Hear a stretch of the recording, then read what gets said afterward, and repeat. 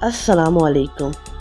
یہ کہانی جو آج میں سنانے جا رہی ہوں یہ دو دوستوں کی ہے، کاشف اور فراز۔ وہ دونوں بہت اچھے دوست تھے۔ کاشف ایک سلجھی ہوئی نیچر کا آدمی تھا، جبکہ فراز کی طبیعت میں تھوڑا تھرل اور ایڈونچر شامل تھا۔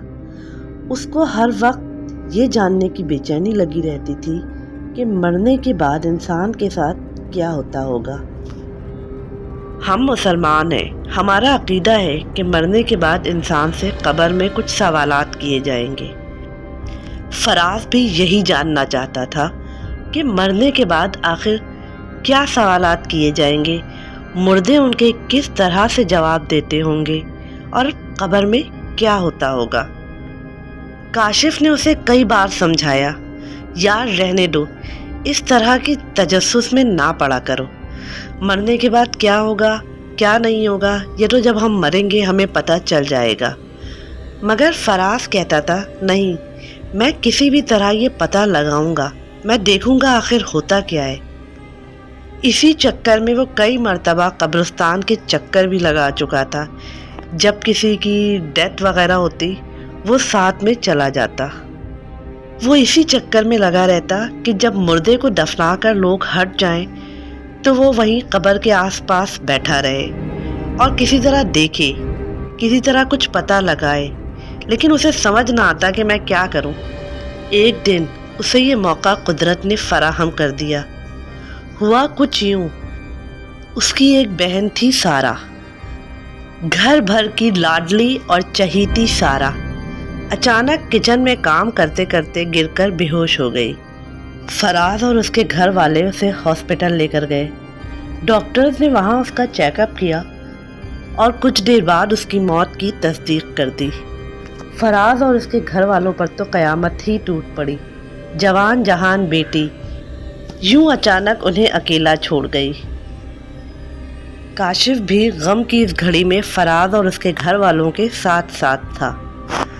کچھ دیر کے بعد جب جنازے کی تدفین کا وقت آیا، فراز نے کاشف کو ایک طرف بلایا اور اس سے کہا، یار تمہیں پتہ ہے میں ایک چھوٹا سا ٹیپ ریکارڈر خرید کر لایا ہوں، میں اسے سارا کے ساتھ آج اس کی قبر کے کارنر پہ رکھ دوں گا اور پھر جان لوں گا کہ قبر میں کیا سوالات کیے جاتے ہوں گے۔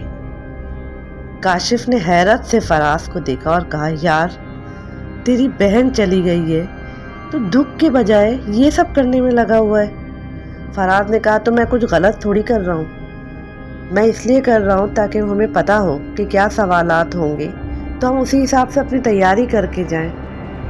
کاشف سمجھ گیا کہ فراز کو کچھ سمجھانا بالکل فضول ہے، وہ وہی کرے گا جو اس کے دماغ میں کب سے چل رہا ہے، اور فراز نے وہی کیا جو اس کی خواہش تھی۔ اس نے سب کی نظر بچا کر تدفین کے وقت چھوٹا سا ٹیپ ریکارڈر سارا کی قبر میں رکھ دیا۔ واپسی میں فراز نے کاشف سے کہا، کاشف میں رات میں 10-11 بجے کے قریب تمہارے گھر آؤں گا، پھر ہم دونوں مل کر چلیں گے اس ٹیپ ریکارڈر کو باہر نکالنے۔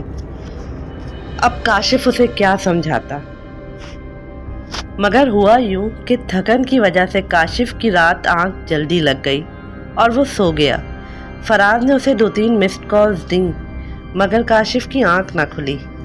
جب اس کی آنکھ کھلی تو اس نے ٹائم دیکھا، رات کے تقریباً 1 یا 2 بج رہے تھے۔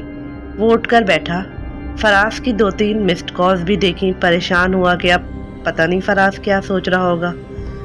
اس نے فراز کو کال بیک کی مگر کوئی رپلائی نہ آیا، تو اس نے سوچا کہ چلو قبرستان کی طرف جا کے دیکھتا ہوں، وہ وہیں یقیناً مصروف ہوگا۔ کاشف رات کے اس پہر اٹھ کر قبرستان کی طرف چل دیا۔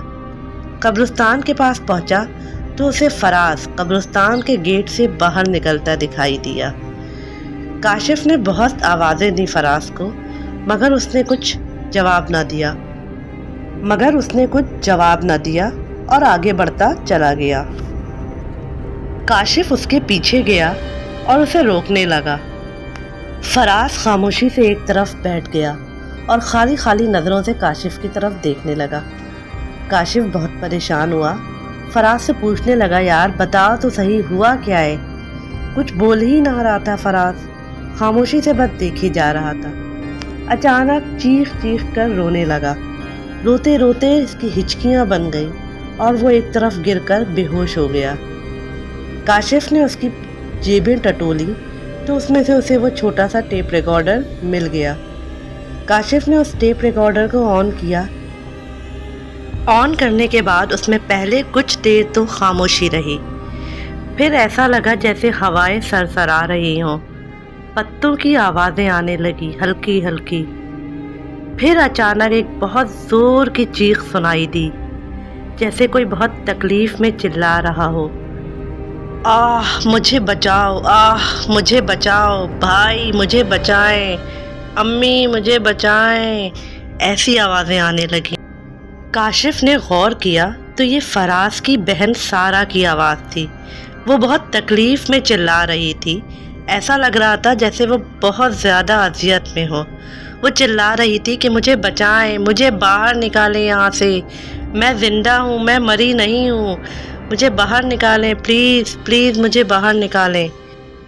کاشف یہ سن کر سکتے میں آ گیا، یعنی فراز کی بہن سارا مری نہیں تھی، یعنی ڈاکٹرز کو غلط فہمی ہو گئی تھی، وہ کومے میں گئی ہوگی، یا ہو سکتا ہے اسے لمبا سکتہ ہو گیا ہو اور ڈاکٹرز نے سمجھا کہ وہ مر چکی ہے اور اسے مردہ قرار دے دیا۔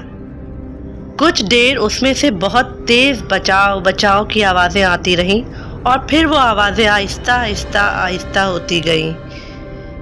آخر میں آوازیں آنا بالکل بند ہو گئیں، یعنی کوئی تقریباً 3-4 گھنٹے کے بعد فراز کی بہن مر گئی تھی، واقعی وہ مر گئی تھی۔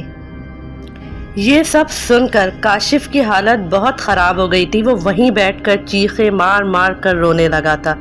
جب اس کی یہ حالت ہو رہی تھی تو فراز کی کیا حالت ہوئی ہوگی؟ اس نے فراز کے بارے میں سوچا اور وہیں سے فراز کے گھر کی طرف دوڑ لگا دی۔ گرتے پڑتے جب وہ فراز کے گھر کے قریب پہنچا تو وہاں بہت رش پایا۔ وہیں اسے یہ روح فرسا خبر ملی کہ ابھی ابھی فراز کا ہارٹ فیل ہو گیا، جس کی وجہ سے اس کی ڈیتھ ہو گئی۔ فراز، جسے یہ جاننے میں بہت دلچسپی تھی کہ مرنے کے بعد آخر انسان سے کیا سوالات ہوتے ہوں گے، اب وہ خود قبر میں جانے کی تیاریوں میں تھا۔ اب یقیناً اسے ان سوالوں کے جواب بھی پتہ چل جانے تھے جن کو جاننے کے لیے وہ بے چین رہا کرتا تھا۔ اس نے قدرت کے ان رازوں سے پردہ اٹھانے کی کوشش کی تھی جو موت کے بعد ہی ہمیں پتہ چلنے تھے۔ نتیجتاً اسے خود موت مل گئی تھی اور یقیناً ان سوالوں کے جواب بھی۔ دوستوں، اگر آپ کے پاس بھی کوئی ڈراؤنے واقعات، کوئی سچی کہانیاں ہیں تو مجھے بتائیں، میں اپنے اس چینل کے ذریعے سے لوگوں تک آپ کے واقعات ضرور پہنچاؤں گی۔ پلیز میرے چینل کو سبسکرائب کریں، لائک کریں اور ویڈیو شیئر کریں۔ Thank you.